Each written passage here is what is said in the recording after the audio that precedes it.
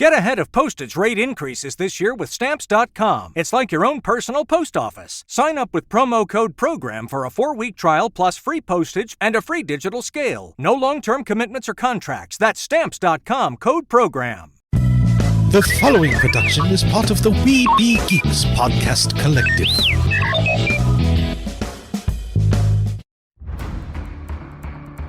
From days long ago, from uncharted regions of the universe, comes a legend. The dream that came through a million years, that lived on through all the tears. It came here, the Fandom Nexus. Fabulous secret powers were revealed to our host as he plugged in his microphone. I have a podcast! Here he is, your Spider-Pan, Jeremy.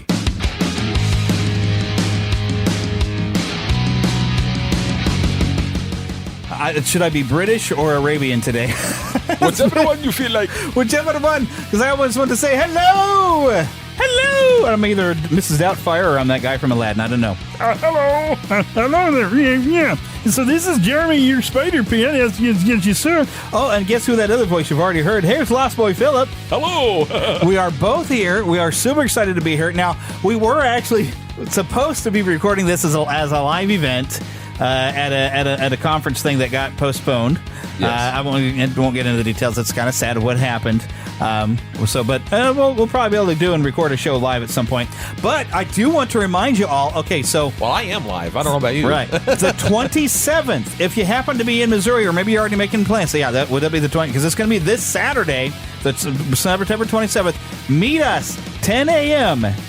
in front of the Walt Disney Hometown Museum in Marceline, Missouri. We will be recording the 400th episode, starting from the Neverland podcast to now becoming the Fandom Nexus. We will record it live, going around. We'll go into the museum. We'll go see the Dreamin' Tree. We'll go to the school, the pool. We will hang out in Marceline with anyone who shows up there. You'll know us by the fact that we're both, and I even bought Philip for his birthday a t-shirt, so we'll both be wearing Fandom Nexus t-shirts, so you'll know it's us if you don't know what we look like. Oh, Marceline. We're coming to you. Oh, Marceline. So, yes, to you. That is this Saturday, provided, of course, I get this thing out this week, and hopefully we'll have it out here. So hopefully it's Tuesday and you're hearing this right now. But that is the plan for the 400th episode. We're going to have a lot of fun with you. We're going to go to Marceline. Of course, if you're looking at the number of this episode, you're saying, wait a minute, we're not quite up to 400. Yes, I know. But, the 400, it's coming.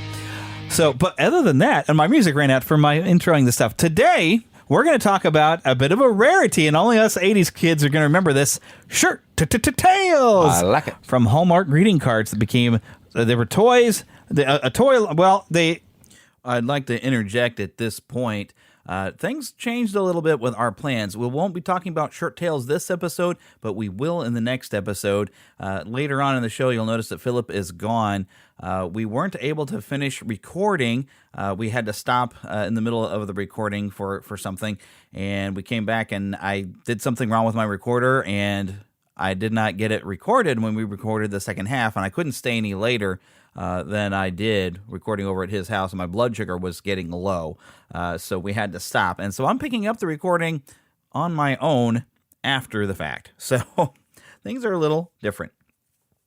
I was looking at this when we'll get into this. There was different kind of plush things and like sewing things that you could make. I remember that. And then eventually became cartoons and little toys that came in Hardee's. And then they were selling toys of the characters from the cartoon, of the specifics for Shirt Tales. And we're going to get into that.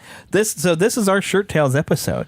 If I'm not mistaken, didn't the Shirt Tales, weren't those the first toys before Hardee's almost every year at Christmas started coming out with, then they had the Disney... because they did the Christmas Carol, and then, Mickey's Christmas Carol ones at Hardee's. And then the classics, they did the classic Disneys. They had the little Pinocchio, which was my favorite of those. And then they had the 101 Dalmatians, and they were all in one year. Yeah, I kind of vaguely remember that. I think they also had Dopey, I think was one of them. And, probably did. They probably did all the dwarves. Yeah, they only did one. It was like, really? They had, on the classics was a year, I want to say it was 85. But they had them all in one thing. There was Dopey, there was a Dalmatian, which I think was Lucky. There was Dumbo, there was I only vaguely remember this. Yeah, there was Bambi. Yeah. And a couple others. I really wanted a Bambi. Oh, yeah. I didn't get any of those. Bambi was so cute. Always. I love him. My goodness. Yeah, Hardee's had some good stuff back in the day. They sure did. Alrighty, but getting into some of our normal stuff. So, what have you been watching? This is a little bit of a Disney Plus review. The big deal this week was the premiere of She-Hulk, Attorney at Law. Yeah. And I liked it. It was because it was better than the preview. As far as she looked a little less weird. Well, I suppose. But as far as she looked a little more, I don't want to say realistic, but it didn't quite glow as much. Which is to say, it looked like it blended in a little bit. They did maybe fix the lighting. But I liked how she did, just like in the comic books. You remember I used to read the comic books a lot. Yeah. I got a good Dan Slott run. I've railed on Dan Slott no end when he was working Spider-Man, but he did a good run on She-Hulk. Yeah, and I love back in I have most of that. Really early 90s and some in the early 80s because she started in 1980. Yeah. And but it was definitely in the 90s is when they really found her niche, the character, I mean. And they had a thing where she used to look at the she'd break the fourth wall, and they're doing that in the show, which I like, which I appreciate it. I mean, all right, let me list one thing that I did like about the show. Her relationship with Bruce, it felt very family, very cousins. I really liked their relationship. Not quite sister, but almost. Yeah, because he didn't have a sister. It had that close cousin thing, and I really thought that played out very well. Yeah. What was killing it for me, and as even some of the reviewers I've looked at called "This is one of your cringe moments," is holy crap, feminist agenda. Yeah, they had some of that. Yeah. It was. I mean, when you see in her office, and people have been pointing out the photo in her office where there's the Ruth Bader I saw that. Ginsburg doll and woman power all over the stuff. And we had to have the trope that we're so tired of. And my wife even rolled her eyes at this. My wife, and she didn't want to watch the whole thing because she saw it in the trailers like, no. But we had I'm always afraid and I'm always angry. Are we tired of hearing that? Oh, definitely. And also am I better than you? The constant, we have to kick the man down to make the woman look better. It was constant in there. And of course, every man was a jerk to her, like, oh, well, it'll be better coming from me because you're a man.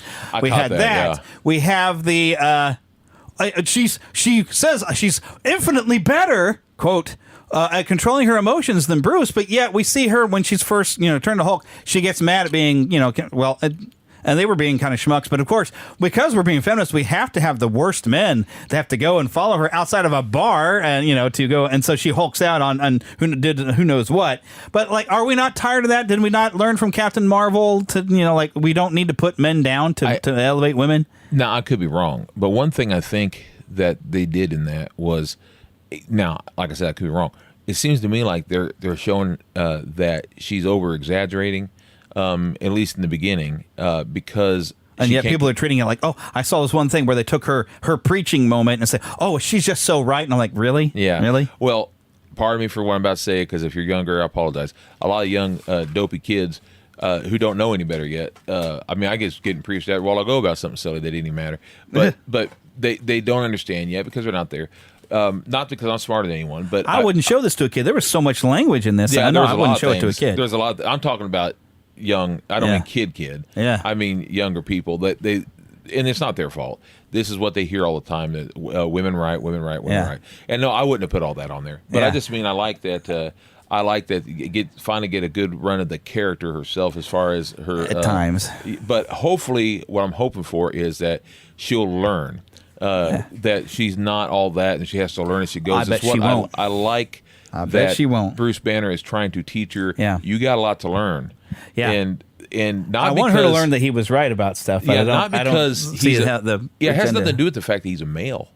It has nothing to do with the fact that he's got different parts of him. It's because he's been there. He's done it on his own. Yeah. And she started getting angry, and he knew she would, not because she's a woman. That's the thing. What you're born as. Oh, but if she gets emotional, she's going to literally be murdered. Yeah. Bull crap. Yeah, that has nothing to do with it. That was the cringiest preach I've ever seen, and that bothered the heck out of me. My eyes were rolling. There was so much I wanted to like it because I love the character, but they kept doing that crap. And I got news for you. It doesn't matter if you're fat. It doesn't matter if you're tall. It doesn't matter if you're whatever. You're going to be flirted with. Yeah, someone's going to flirt with you. I get flirted with in drive-thrus. Yeah, I get flirted with, but guess what?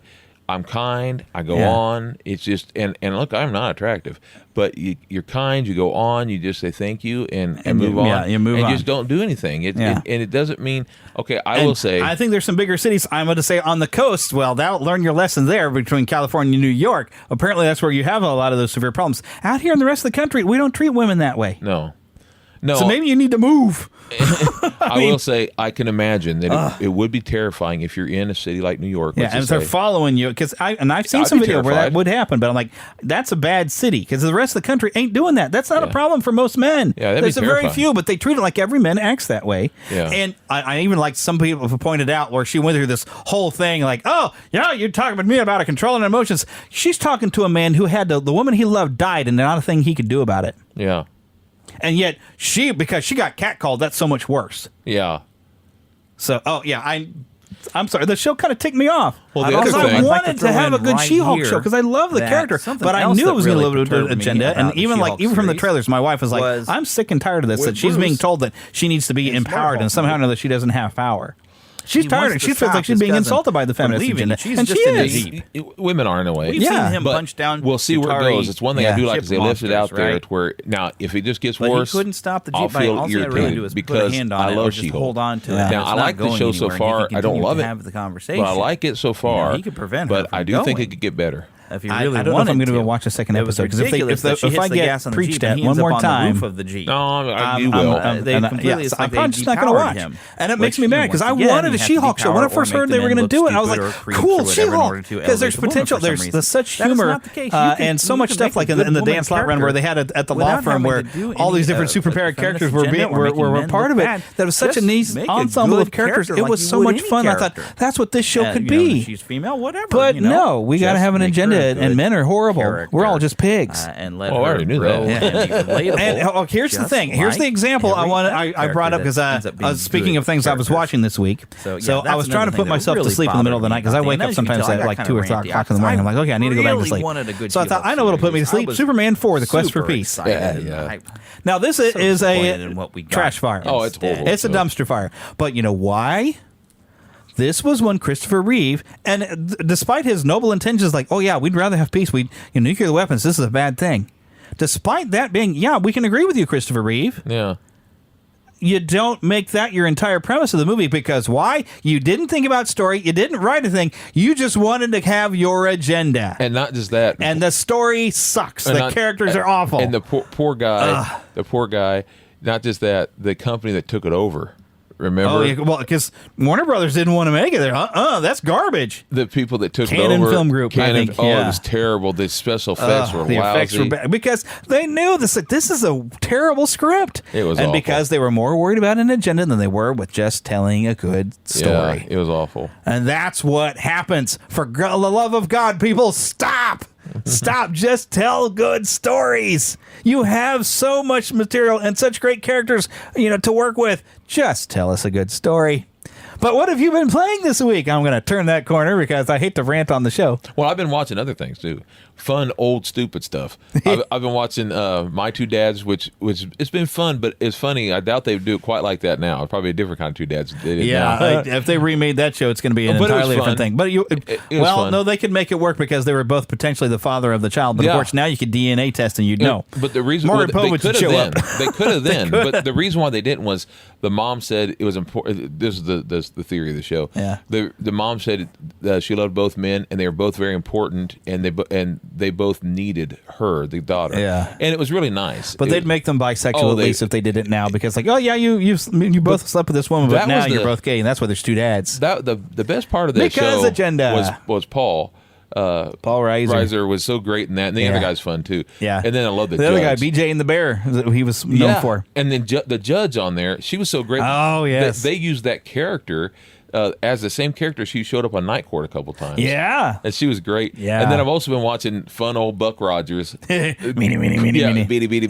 Hey Buck. Which I just don't think the when I got over here, he went on a heck of a rant of how he can't stand. He loves Mel Blanc, but he can't stand his work on Buck Rogers. Yeah, because the voice just doesn't fit the character very well. But I love it. I love the show. It's corny. All its terribleness. It's corny. We were talking about how those old shows of the 1970s and early 80s and all, all the people of the space or future or whatever were all in these jumpsuits. Oh, they were all in these tight, yes. skin tight jumpsuits, and tights. And you could basically throw them all in the same show because they all look alike. The original Battlestar Galactica, yes, sir, and yes, Star Trek's motion picture, the first one, and then you put in black hole and black hole, yeah, they all look the same. They all had that thing. They all look the same. They all do. Woo! Even Luke Skywalker others. had tight pants on. Yeah, but that one kind of stood on its own because it didn't quite look that way. Yeah, they made everything look more lived in. Yes, that's what makes Star Wars kind of really stand out. But I got to tell you, Madden 23 came out, and I'm looking at it right now. He's got like the expensive edition that has like a recreation of the old original John Madden popping out of the paper with his football. It looks awful young. But that was like the 90s. Yeah, we got used to him aging. Man, I tell you, that is the game. It started at early 90s, late 80s, and I loved John Madden. He wouldn't do it originally because they could not make the game the way he wanted it. Yeah, and they couldn't do it with the. Did you play some of those NES football? I mean, Tecmo Bowl was fun. Yeah, but he said there was 10-yard fight, and then I actually had an officially licensed NFL game that was a simulation, but it was super slow, and all your plays were on like a poster. And you said you'd have to keep, punch them in. He said until you could do it the way it ought to be, the 11 men and all that stuff, he said, no, I'm not going to have my name on it.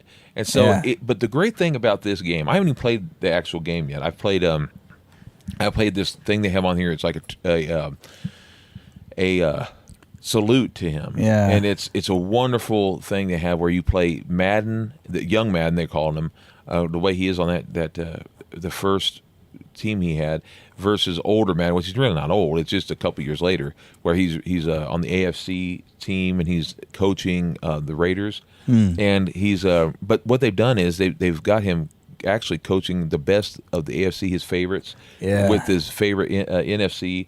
And he's got Trent Green because he's always talking about Trent Green. Yeah, and the great Trent thing, Green's a good guy. The great thing about it is throughout this match, like I said, through this game. But I'm used to playing wrestling, so you got him sitting there with recordings. You got these men giving a salute to him as a tribute game, and it's awesome because the whole game they're playing recordings of John Madden talking like Trent Green is like the greatest, and if I could have him on my team, I would have him do this and this and then you got him talking about the times that he would love to have this guy play and that guy play, and it's awesome. And I just think it's so great to hear him talk. Yeah, and I teared up a few times. Yeah, I'd forgotten it was that recent that he passed away. It seemed like it had been years ago to me, but it's just last year. Yeah.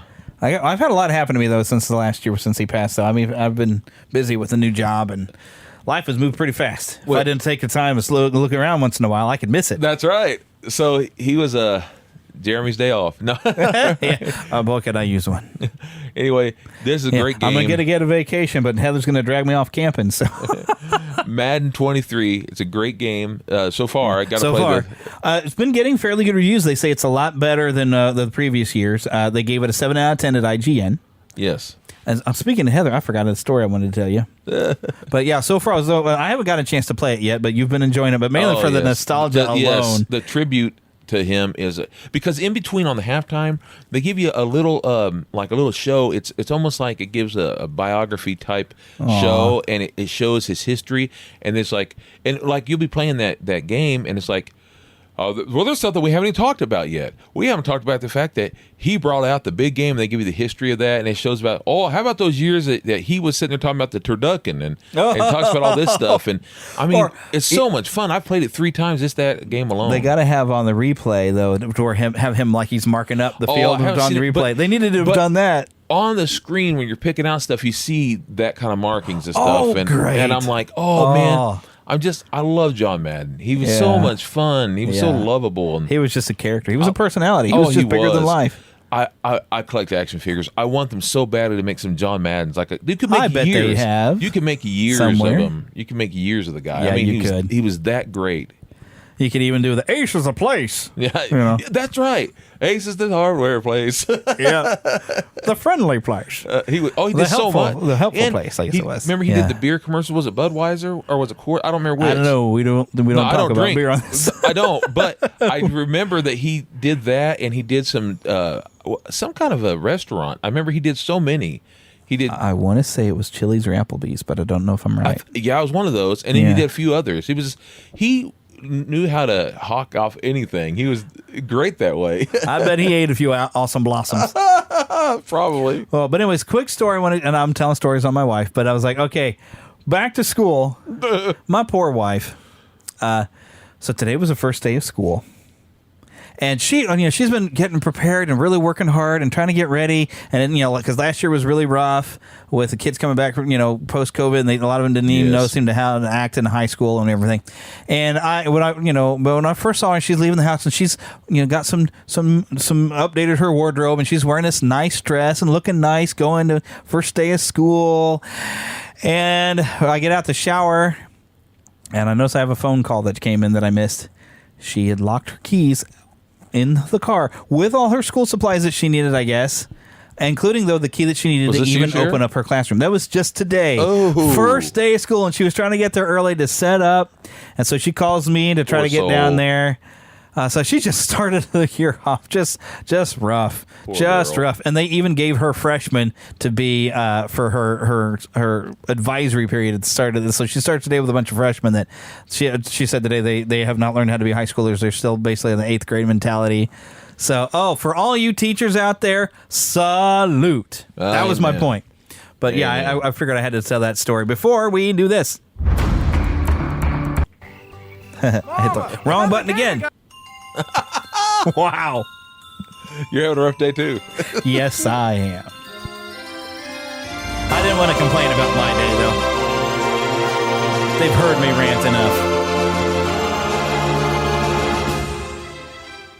Spanning the Disney and geek universe to bring you the best in comics, toys, movies, and entertainment. This is news from around Neverland. All right, now this is kind of cool. Now, I have, in a ways, I consider myself a kind of undisneyfied. Yes. I'm not the maniac that I once was. I still absolutely love the vintage stuff, though. Oh, me too. Still do. But September 6th, and this is going to be free. Now, of course, there'll be some cosmetic things or whatever. There'll be some stuff you can buy. Yeah, that's how it works. But this is coming to all consoles, although I couldn't find anything on my Nintendo Switch yet, but it's supposed to be on the Switch, PC, PS5, Xbox, PS4. September 6th. It's called Disney Dreamlight Valley. Now, so for those of you that have played Stardew Valley or Animal Crossing, imagine throwing those two games together. But now, all your friends in the village are your Disney friends. Oh, that's fun. Now, just imagine that, and you get to go and pick your neighbors. You put your homes in whatever. Uncle Scrooge is a character for you to interact to help out with. There's a story there where you're trying to, and it's very similar. Like Gameloft has made this, but Gameloft had made a mobile game where you were trying to recapture the park, and you were building your own Disney World.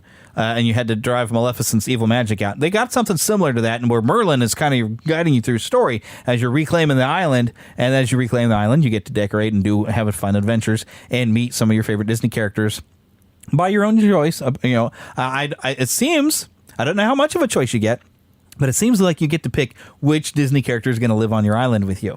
Oh, that's cool. So, yeah, and it's free to play, and there's going to be some online elements. I'm hoping, I did see something, there's cross-platform that they're working on to bring in.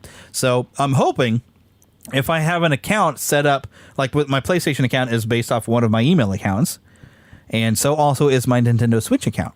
So, I'm hoping if I'm playing on the PS4, and then I go over on the Switch, that all my stuff is still there. That way, on the PS4, I can be playing with you, Phil, because we're online. And then I can go over on my Nintendo and still play with Heather on her Switch account. Now, is this one of the things where you can get, let's say, Goofy and Donald, but you have to buy Mickey? Is that those kind of things? Or I don't know. I'm just curious. I don't know what. So far from what I've seen of what they're planning for you for purchasing is going to be mainly cosmetic, like different outfits you might want to wear. So you might be able to buy or Mickey, maybe some certain decorations for your home. But as far as I know, I haven't heard anybody say anything about having to pay to unlock certain characters. So, like, you might be able to get Mickey for free, but in order to get the wizard outfit from the to maybe get his Sorcerer's Apprentice outfit. Yes, that's it. Yeah. But we'll see. So far, I've seen a few major gaming channels that have gotten to kind of sample it a little bit, and they're loving it. They said this is just a lot of fun. kind of like, Stardew Valley and Animal Crossing. It's just kind of fun to have a game where you don't have to fight stuff. You're just, that would be fun. You can go fishing with Goofy. Yeah, because that's kind of like, I like to have that with a lot of other game people. Just be in the world a while. You almost sound like me. Kid. Hello there, pal. Come on, Philip. Get up, skip it. Yep. Which does remind me, speaking of other characters, and I should have put this in my notes. But have you gotten a chance to play Multiverses yet? Not yet, I don't. I've talked about it, I think, on the show. I've heard you say it. But they've gone from the beta testing and everything to now they're in their official season 1 phase. I thought the game needed some work. It's kind of fun, but not as good as I wanted. But the season 1, if you look at the graphics now, they have a picture of Black Adam and Stripe from Gremlins. Oh, now I don't know what you have to do to unlock. Combination. Of course, they're both Warner Brothers. Aren't they? That's the idea. It's all Warner Brothers characters, so everything's on the table here. So wouldn't that mean, because they now have Hanna-Barbera, wouldn't that mean we could maybe have Fred Flintstone and others? Well, you've got Shaggy. Oh, Shaggy is in there. Go. I want to try that. No, it's not. You didn't get Scooby. We got Shaggy with Velma right now on the game, and it's free to play. It's basically like a not quite as good as Super Smash Brothers. Because they go through it. I did the whole tutorial thing, and they taught me all these different little funny moves to do. But then when you're actually playing the game, you're not going to do it. You're just going to button smashing. It's not that and everything's zoomed back where everything's small, and I had a hard time following on. So, I mean, it was kind of fun, but after a while, I was like, okay, this is kind of neat. But I haven't really felt the compulsion to come back and play. Now, maybe some people have, and it's not bad. It's just not as good as it could be. So, give them some time. I think they'll be able to work out some bugs. Caveman. We'll see. Okay, something else, though, and I have to bring this up because it just kept popping up everywhere I go. Another game just came out. It's called Arcade Paradise. I don't understand this. And there's even somebody I know that I saw that he was playing it. But I watched some footage of this. The story is that you're going to college for business, right? And your parent, I think it's supposed to be your father, says, oh, well, you need to learn business? You need a job? You need to earn some money? Here's the laundromat. Go run this laundromat. Now, here's where the hook is, though, I guess. Because, really, what I saw of gameplay, people going through cleaning up after people leaving trash over your laundromat, doing everybody... Normally, a laundromat, you come and you do your own laundry, but, I mean, there is, like, services you can pay somebody to do it, but you're going and doing everybody's laundry, and that's most of the time I'm sitting with people cleaning up, doing laundry, doing laundry, in a first-person perspective game. But the idea is that in the back room, you find there's an arcade game. And then you notice the arcade game is making more money than the laundromat is. So you're trying to earn enough money to buy more arcade games, and eventually you turn it into an arcade. But until then, you're playing at doing chores. I don't want to play at doing chores. But there are people who, this is so exciting, because you can go and play the arcade games, but they're not arcade games They've invented, like, really lame version. I mean, we're talking the Atari 2600 had more, complex games than this stuff. I mean, they didn't really put a lot of effort into the arcade games, but you can go back and play the arcade games. But while you're playing the games, you got laundry building up and people just dropping their trash on the floor that you got to clean up so you can make money to get more arcade games. Oh, my heavens. I don't understand how anyone would want to play this, but I've also seen people, and they say it's very therapeutic. They're playing a power wash simulator where you're power washing stuff with a hose and cleaning off a merry-go-round, cleaning houses and washing cars. I don't want to do that for a game. That's real. I mean, okay, granted, I've had some fun playing The Sims, and you're playing at life there, but you can do funny things in The Sims. And you're building your own neighborhood. Yeah, but I don't get the appeal of this laundromat game. Even if you call it Arcade Paradise, it's a laundromat game. Here's something that did look good, and I'm going to censor the name of it. It's called Bloody Heck Hotel. This and what got me when I was looking at there's a little trailer video, but there's no dialogue, so I didn't grab any audio for you. But imagine something like Stardew Valley where you have villagers and you get to build stuff. But basically you have like a castle and you're making it a hotel, and basically you're trying to fix up the hotel so you can get people to come and stay in the hotel, and you'll feed them up, fatten them up, so you can feed upon them because you're a vampire. Jiminy Christmas. You're a vampire. Your staff are vampires. And part of the weird, wacky fun, and I mean, the style is really goofy and cartoony, that you actually have to go into your own dungeons, apparently, and fight skeletons. And I've even seen in like this game trailer, they had this really goofy looking cow that is your buddy and helps fight skeletons. Bloody heck. But yeah, so you're going, you want to encourage more people in your hotel, and you fix up your hotel really nice to make it a luxury hotel. So people come in, and you're waiting on them and bringing them room service so you can fatten them up, and then I'm a vampire. I saw this, like, it's ridiculous, but it looks fun. I want to play this thing. You better clean up the mat. I mean, I would hate to be the one to have to clean up the mattresses there. Oh, well, don't get them on the mattress. Get them somewhere else where you can clean up a little quicker. I don't know. But I thought that was the craziest thing. All right, and I have, Alone in the Dark is coming back with a brand new game. I can't remember if there's dialogue in this. It says this is in-game footage that may contain maddening and or haunting images. Viewer discretion is advised. There is a house in New Orleans they call the Rising Sun. Hopefully I'm not getting a copyright thing for that. Where thousands of young to salvation have gone. Oh God, she knows I'm one. Don't let them get inside, compare. They're not the good kind. Derceto isn't cursed or blessed. It's a battleground. Maybe the Dark Man just likes it when you suffer.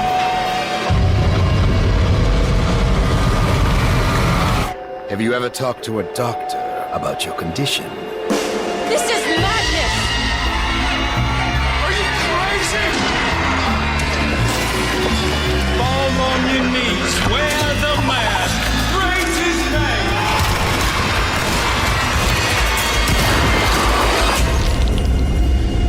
Welcome to the Madhouse, Detective. Now, the Alone in the Dark series, it's been rebooted quite a few times already. Yeah, because you had it back in like the 90s, and it was the original, to some people, survival horror. I mean, Resident Evil basically took some notes of how the original Alone in the Dark had played. But it took place in like the 1920s, and you're playing as a private detective, Edward Carnby, who always gets in it where he's investigating some really spooky houses. And then they rebooted it with Alone in the Dark: New Nightmare on PlayStation and PlayStation 2, which that's the first Alone in the Dark I ever played, and it was scary. That messed with my head, that game. Yeah, it was spooky. Then they rebooted it, because that was supposed to get a sequel. It's set up for a sequel at the end of that game. We never got that sequel. We got a movie that apparently stunk. It had Christian Slater had a movie. Played Edward Carnby, because Edward Carnby keeps coming back. He's, even if they change the era, it's still Edward Carnby, private detective, and there's always usually a female character. Well, they never made the sequel to that game, but they did reboot it again in a first person, and their big thing was that they had put a lot of effort into their fire element. That game didn't quite catch on. The fire was kind of frustrating, and I think that's even one where I've seen where people were frustrated that you had to make sure you would blink, or your eyes would start getting blurry, and then you had to blink, but that was a function of the game. If I recall, that's what people I didn't play that one because I was like, oh, that sounds like they messed it up. So, once again, Alone in the Dark getting rebooted, but it feels like they're getting back to their roots in the 1920s with the look of this. Yeah, it does look And old. Good Edward Carnby, a private detective, is being called to investigate a whole town, maybe, or a house. So, but this seems to have different makers. Infogrames came up with this originally, but this is being brought around by THQ Nordic. So, looks like something different is coming. I've got notifications on my YouTube. I wonder what these are. I just want to check. That's just telling me that I'm premiering some of my... by the way, the Neverland official gaming channel, I've been running my first playthrough of Resident Evil Village, actually getting quite a few views. People are coming and watching me the first time go through it and be terrible at the game. So, by the way, go ahead and check it out. But Alone in the Dark is coming back. I don't know when. It's something I want to at least bring up this other game, although I don't believe that I'm going to play this after I saw some footage. It's called Cult of the Lamb, but... discretion advised. It looks cutesy and cartoony, and you're a little lamb. But let me just tell you the premise. And this isn't even enough to where it's even got a few Christian organizations like hey, that's the most demonic thing I think I've seen in a game. Compared to even because Doom, you're basically you're getting portal into hell, but you're fighting it. You're fighting the demons. This. There's some sort of nasty cult thing that's there before, and your little lamb gets sacrificed, but gets chosen by the Dark One to come back and start a cult. It's the name alone. So. And you're going, and basically you're trying to put together a cult of this other basically, and a lot of satanic imagery. Yeah. I mean, it looks kind of cartoony. So if you're looking at this thinking, oh, it's cartoony looking, I think my kids can play this.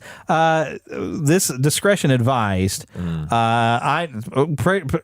Basically with the imagery, and that it's not that you're fighting against the satanic imagery, you're embracing it. That's where I'm like, no, I'm sorry, I'm not playing this.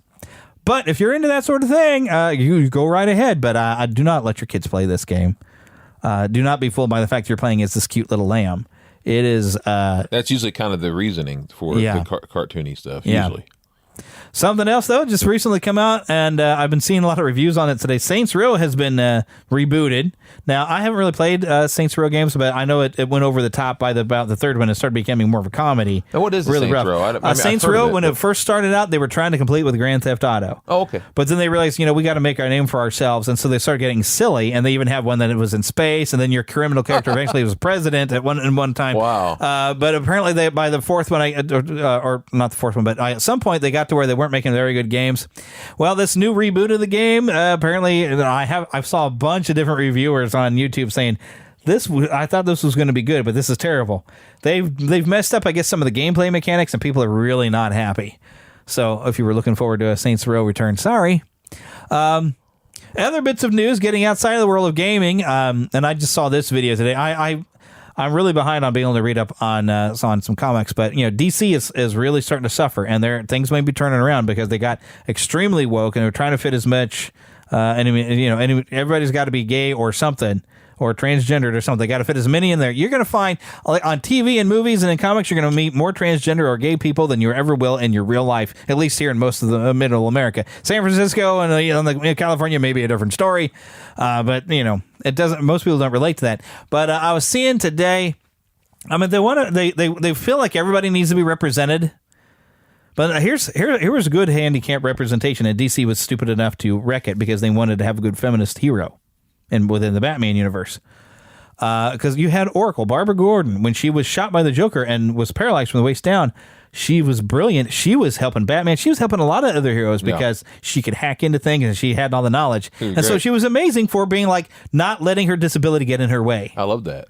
Well, they ruined it by, turning her back to Batgirl. She's got a chip in her spine or something to fix it. So, but they did, because we have a Spider-Verse, anything they can come up with, they'll put into a Spider-Man. So now you have a woman, and of course she's gay. You have to make sure she's gay. And in fact, there's two different characters that I was seeing this video about that they were revealing. It's like these two gay women, two different gay spider people. But one of them, and this one person is like, are they thinking about this? They have this woman that she's... for whatever reason, whatever her disability is supposed to be, she doesn't have the use of her legs. So the pictures that you're seeing in this comic here is she's got kind of a spider suit sort of on with a wheelchair webbed to her back. She's got the arm things, whatever you call basically crutches that she fires webs out of. So, but the guy who I was watching this video on was talking about, it's are they not thinking about, if I was disabled like that, I'd be a little insulted because your legs are just dangling and flopping because you don't have any control of your legs. It's are you really, I mean... What was that show in the 1990s? It was I can't remember the name of it. It seemed like it was some kind of a bug by the name. But the guy, he was disabled.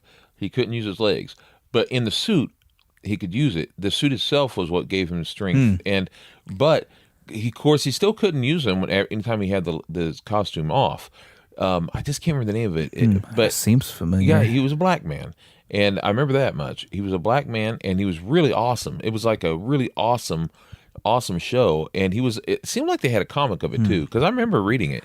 I vaguely remember, but I don't this. remember if it was actually a comic book or if it was in Wizard magazine. I don't remember which, but I remember I really liked him, and I liked the fact that he said there was times that he wanted, talking about the character, there was times that he wished that he could have that same ability without the suit, but he said that he had to learn that power has nothing to do with what you can do, but what you do without it, without the ability. And I thought that really affected me, because you have to understand, I do suffer from seizures and all. And even though I didn't know that for another couple of years of what he was going through and all, later on when I was going through some of those things, it helped me to realize you got to quit trying to go backwards and realize that sometimes you're not going to get rid of the things that you're suffering from.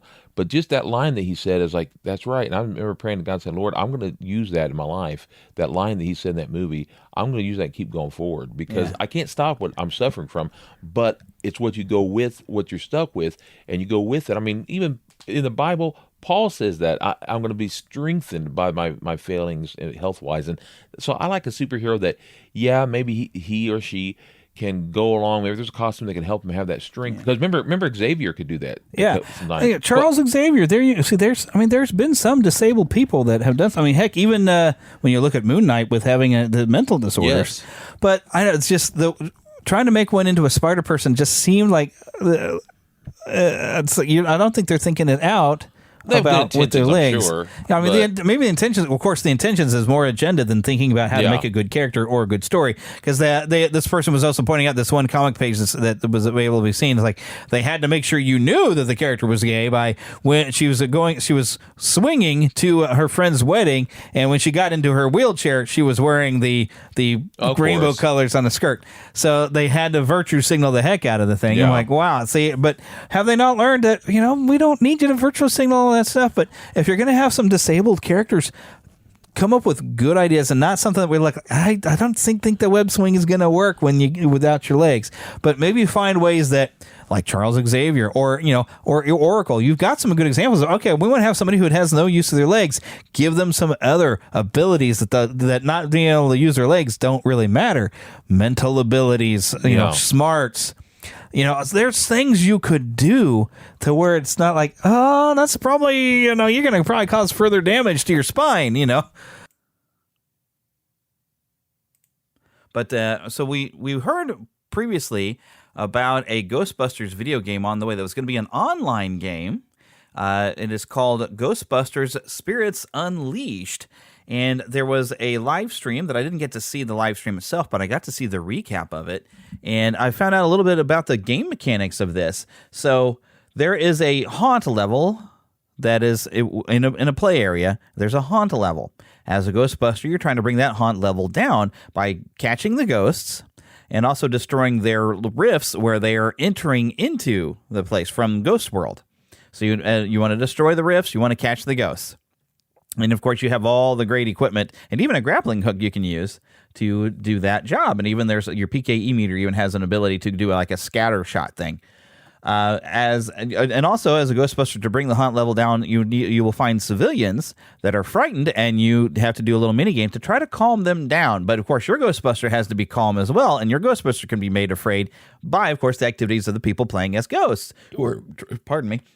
We're trying to frighten everybody, all the civilians and the ghosts. There is no permanent death for a Ghostbuster, or even probably a ghost. So you're trying to frighten the Ghostbusters, trying to frighten the civilians and everything, and try to have a haunt level before, of course, there is a timer, I guess, on each level. So you want to have the higher haunt level or maximize the haunt level by the end of the timer. There is customization for your characters. Philip and I were discussing this when we weren't recording, unfortunately, of all the things you could do with customizing your Ghostbuster and all the fun things you could do. If you can customize yourself as a ghost, maybe you could make Haunted Mansion ghosts. All kinds of different fun things that you could do with customization of your playable character. You could have a lot of fun with that. And Philip was saying, it'd be fun to do like the Filmation Ghostbusters, create one of them as your character. So yeah, there's a lot of potential in customization. Also, they did show that where the Ghostbusters Firehouse is, which they did base around both Ghostbusters movies and that game. It's very, very good recreation of the Ghostbusters Firehouse there. But if you go out and you cross the street, you'll find Ray's Occult Bookstore is there, and a lot of the collectibles that you get in the game will be kept there. Now, I'm not sure when this is coming out. It's coming up by the end of the year. I know it's PS5. I'm hoping PS4 is going to get it, and hopefully Xbox will have it spread around, and I don't know about Nintendo Switch. But yeah, it is coming very, very soon. Very, very excited about it. But now we're going to make a quick trip to the trailer park. Mama, another gator got in the house. Another gator? Give me that shovel. Come here. Get him, Mama. Get that gator. The Neverland Trailer Park. Now, a couple of these trailers, I can probably play the audio for this first one, so I'm going to go ahead and play it. This is for the Netflix series Wednesday Addams. And it's muted. Miss Adams, you've certainly had a very interesting educational journey. 8 schools in 5 years.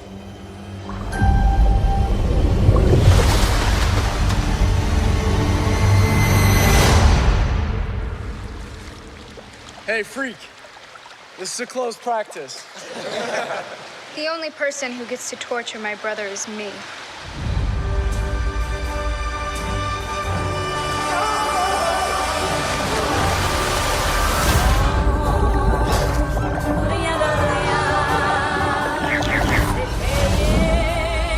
I did the world a favor. People like Dalton shouldn't be allowed to procreate. Getting expelled was just a bonus. You or you love Nevermore. It's a magical place where I met your mother. The son I love. Finally, you will be among peers who understand you. Maybe you'll even make some friends. Want to take a stab at being social? I do like stabbing.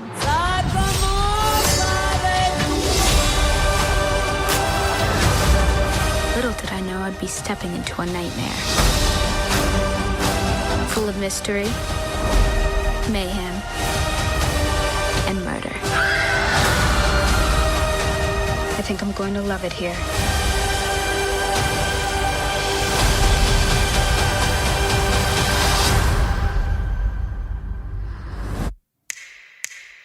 Now, I'm going to say outright, I have more faith in what Rob Zombie has done with the Munsters than what Tim Burton has done with Wednesday Addams. And that might not be a popular opinion. There are people who thought, Rob Zombie, oh my golly, what have you done with the Monsters? This looks cheesy and corny. But that's the Munsters. He was faithful to what the Munsters was. Now, the Addams, they've been maybe playfully evil. It was a satire, little cartoon, like one-frame cartoon. At the 60s series, of course, was they didn't realize how weird they were, but they were always kind of friendly to everybody. And the movies even presented where they were kind of, playfully evil. They would do things, but you wouldn't see an end result of anything horrible. Now, the very first thing we see in this trailer is Wednesday releasing piranhas onto the swim team, or water polo team, perhaps. Yeah, I guess it's water polo. And we see a bloody result, which, being expelled was just a bonus. That's not something you get expelled for. That's something you get arrested for, attempted murder.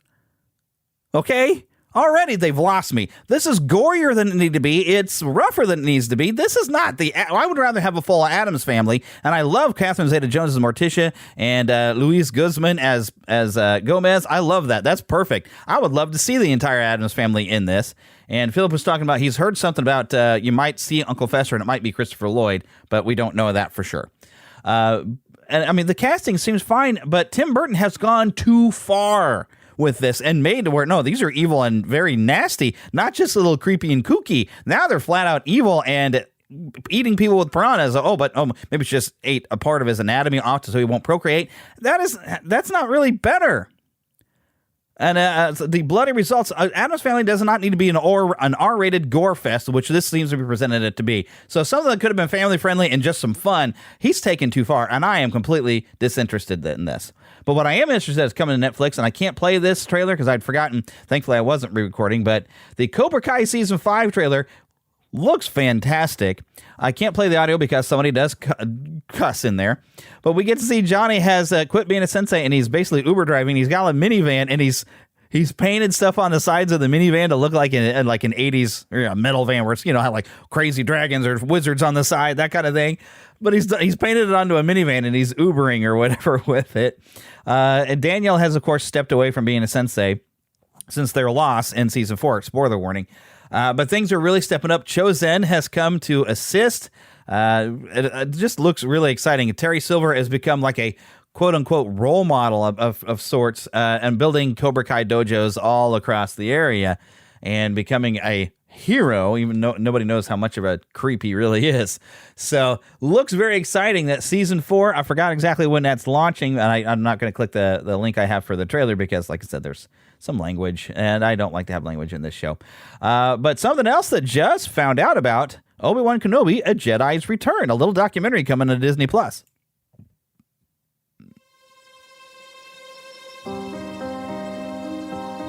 I remember clearly the first time I saw Star Wars. Hello there. It's a surreal world to be a part of. Coming back to it after all these years was very meaningful to me. My first day on set, I shouted, "Obi-Wan!" I saw a hand go up.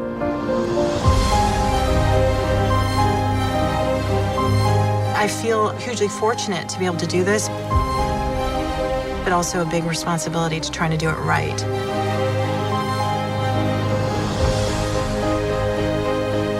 Obi-Wan Kenobi is an iconic character. I don't think I'd imagined the scale of the series. It blew my mind. So many people have such an emotional relationship to the Star Wars galaxy. It's in everybody's life.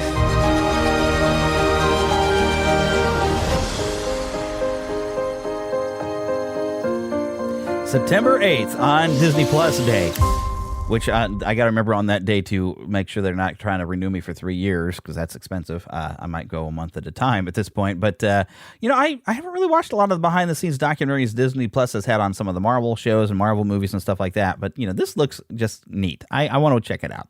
Looks very, very cool, going through the legacy of Obi-Wan Kenobi, a bit of a documentary and what it's like to come back to that character. So I definitely do appreciate that. I think I do want to check it out. Coming on Disney Plus Day. Okay, and as I said before, we were going to talk about Shirt Tales, but really don't have time for it, and I don't have Philip with me, and I want to talk with Philip on that. I could even talk with my wife about this. And maybe you don't have much memory of Shirt Tales. That gives you a little chance to maybe look up some stuff and kind of refresh your memory. But so we're going to wrap up the show with a preview, of course, what's coming up next. And don't forget, this Saturday, if you happen to be in Missouri, if you're going to travel to Missouri, meet us at the Walt Disney Hometown Museum at 10 a.m., if you go online and look for, I even have on the Facebook page, I've done an event thing. Meet us there at 10, and we'll be going into the museum. Make sure you bring money to go to the museum. This should be a lot of fun. Very excited about doing this, hoping to meet you there. We will record episode 400. I need to make sure I'm promoting this a little bit more on Facebook. I want to make sure some people know, like, hey, come on out. So I would like to have a good size group to go in. It'll be great. But anyways, we want to thank Karen Kennedy, Ricky Pope of Christian Nerds Unite, and Darren Wilhite of the Wilhite and Wall Radio Show for their assistance in making this opening. Make sure you visit our website, neverlandpodcast.com. And hey, if you happen to be a podcaster, my podcast reviews right there in the middle of the page. Go and check it out. They're outstanding program to get a look at your reviews. Remember, of course, you can email us, podcast@neverlandpodcast.com. We're on Facebook twice over. There's a group and a like page. Come check it out.